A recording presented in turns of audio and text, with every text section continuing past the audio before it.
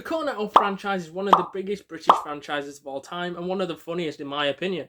But we're here to talk about the second installment in particular, Hot Fuzz, and is this one the greatest out of the entire franchise and is it the most underrated? Let us know down in the comments down below and we're going to reveal all in just a second.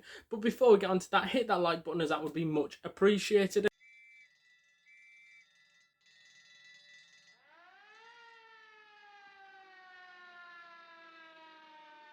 So Hot Fuzz for me is the best in the franchise, and I know there's going to be a lot of people down in the comments down below saying that Shaun of the Dead is by far the best, but in my opinion, since Shaun of the Dead gets overplayed on the telly all the time, and since I've probably seen Shaun of the Dead the most amount of times, I've started to realise that Hot Fuzz is very underrated, and I sort of lean more to Hot Fuzz now. As cop movies go, it is one of my favourites to watch because it doesn't take itself too seriously. I think that there is a lot of pop culture references in this as well, which makes it even more great, and I think that defo comes from the great minds of Simon Pegg and Edgar Wright. I can defo see those two collaborating together to create these pop culture references throughout the entire movie.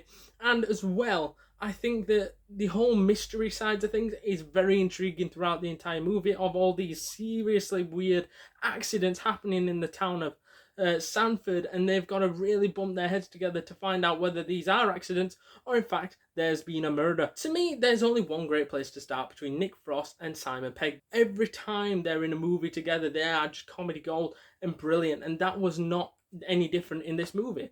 I feel they work together well, and I feel that if we take ourselves back to the beginning of the movie where they first interact, it's obviously in more of a negative sense because obviously Simon Pegg's character, Nicholas Angel, ends up arresting Nick Frost's character, and then he suddenly realizes in the morning why he isn't in his cell, and that is because he's a copper himself, and that creates this sort of like, oh, I've got to work with you now sort of thing. And that sort of ends up building up this sort of friendship that started at that point of him arresting him. And to me, what's great about that friendship is the fact that Danny really looks up to Nicholas Angel as a person, because Nicholas Angel's been one of the best coppers from London.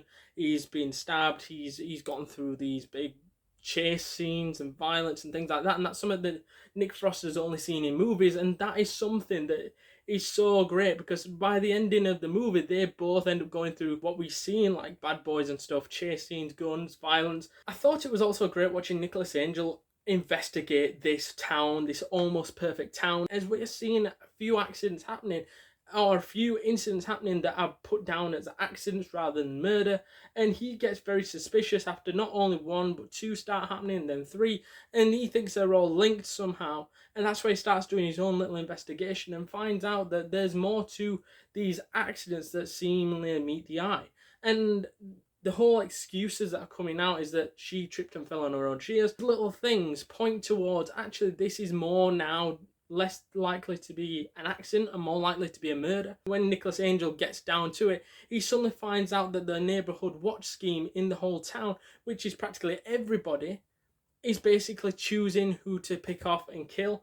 And when he finds that out, he's basically chased out the town, and Nick Frost's character helps him to escape, and then that's when they return and kick ass basically. Before we get onto the rest of the video, I just want to tell you guys thank you for the support, because I've absolutely enjoyed making these videos for you guys. If you want to see more of it, all you have to do is press that subscribe button, as it would really help the channel grow, the community grow, and you can join the community by hitting that like button, hitting that subscribe button, hitting that notification bell, and let's get back to the video. Before we get onto the ending, I do want to talk about the pop culture references, of which are really good for this ending and help create such an iconic ending from basically ripping off other movies and taking inspiration from those, in which was like some Point Break and Bad Boys 2, which were mentioned earlier on in the movie before the ending. Have you ever fired your gun up in the air and gone, ah? No, I have not ever fired my gun up in the air and gone, ah.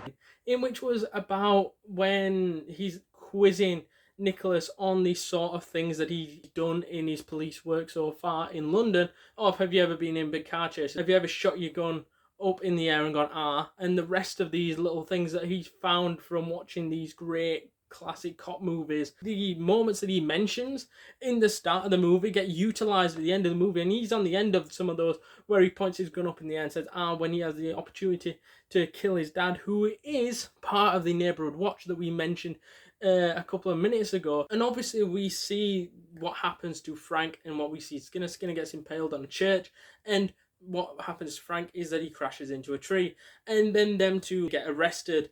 And to me, that was a great ending, but it doesn't end there in a funny way, because they go back to the police station, they're doing the paperwork, you're thinking, oh, they're just wrapping up the movie, but then out comes somebody who they totally forgot about, Tom Weaver, who ends up shooting Danny, and you think, fuck, this is going to be the end of Danny now, which is going to be a major plot twist where they didn't expect, but then he ends up stumbling upon the bomb that they'd found earlier on. That was like the foreshadowing of how the movie was going to end, which was a great little side plot that they put in there that you didn't realise was going to come to bite Tom Weaver in the arse when he gets blown to smithereens at the end of the movie, and the whole police station does. However, they sort of try to trick you into thinking Danny dies when they show Butterman on this grave, but then it turns out that Danny's just visiting his mum's sort of gravestone, and that was fantastic because that led you to believe for a split second, if you watch this for the first time, that Danny was actually dead, and in fact he wasn't. He was still alive